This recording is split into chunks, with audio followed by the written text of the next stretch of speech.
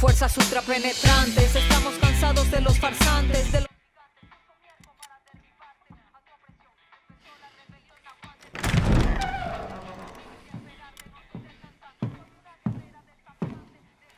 It's beautiful, amigo. Perfect, but useless.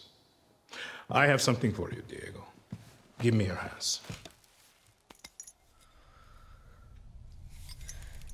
Papa. Now, the grenade is simple. It has 4 basic parts. The shell, which contains the explosive, the fuse, the handle, and of course, the pin. What are you doing? Breathe, Diego. Breathe. The pin simply holds the handle in place. It is only when you let go that this grenade goes boom.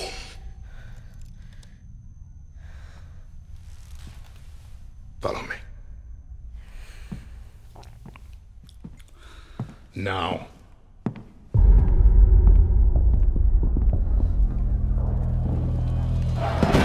I am El Presidente, which means that someday you will be El Presidente. And our people, they do not know how to be happy. They are torn apart by opinions, noise, indecision, strangled by their own freedoms. And even if you have love in your heart, even if you want what's best for them, if you only want to save them from themselves,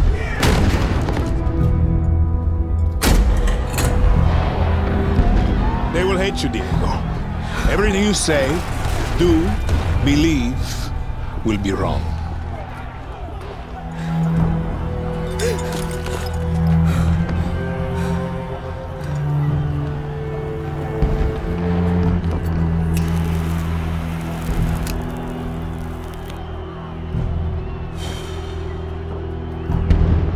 They will answer you with screams, call you evil, a monster,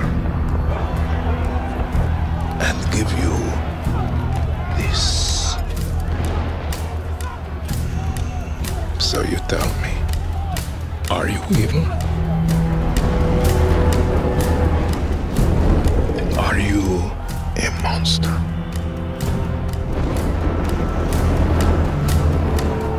Because our country is like this grenade, except it has 2 basic parts. Our people and you must clutch them nice and tight, or we all go boom.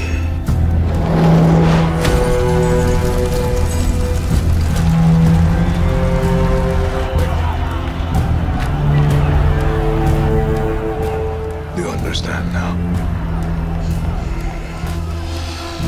Prove it.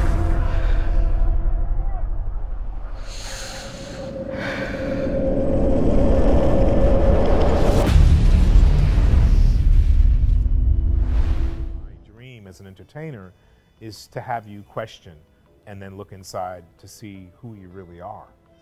And who you really are may surprise you. Wow, that was cool. that was a very intense scene. As an actor in my world, I use building blocks to create the character. This particular character, Anton's ability to lead is what drives him. His ability to create a better world for his people is what drives him. Anton is very smart at how he manipulates Diego and puts him in the position he needs to be in. He's questioning him constantly about what he thinks. What is your truth? He has a saying, truth or lies, truth or lies. And truth is always going to be the winner. But is Anton always telling the truth? Diego Castillo is a really interesting character, and well, what I did to get into his character was basically put myself in his shoes and see what he's gone through with his father, Anton Castillo, and it really made me resonate with him and made me feel for him. And I also really analyzed the people that surround him, like his father and, you know, like the soldiers, and there's so many people. He's basically lived in his father's life, so I made sure I wanted to know much about his life, so I was able to, you know, represent it as good as possible. I felt ready to put on the tights and the markers and the helmet with the lights right in my eyes and the cameras staring at me. I felt ready for that, but what I wasn't, you know, sort of adept at was being able to finesse the idea that there was nothing else to support me and get over the idea of how goofy I looked in all the markers. When you're acting in a video game, you're in this place called the volume.